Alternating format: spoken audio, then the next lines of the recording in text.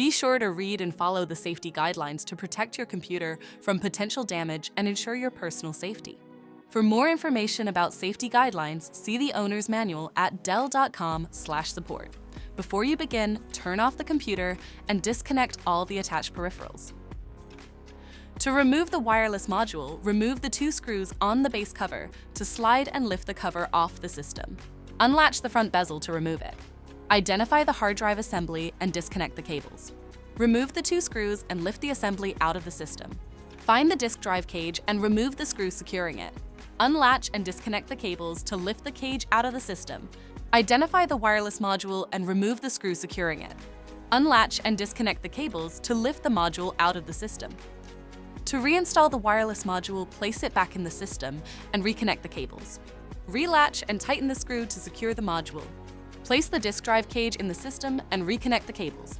Relatch and install the screw to secure it. Place the hard drive assembly back in the system. Tighten the 2 screws and reconnect the cables to secure it. Relatch the front bezel to the system and secure the base cover with the 2 screws. For more information about your Dell system, visit dell.com/support.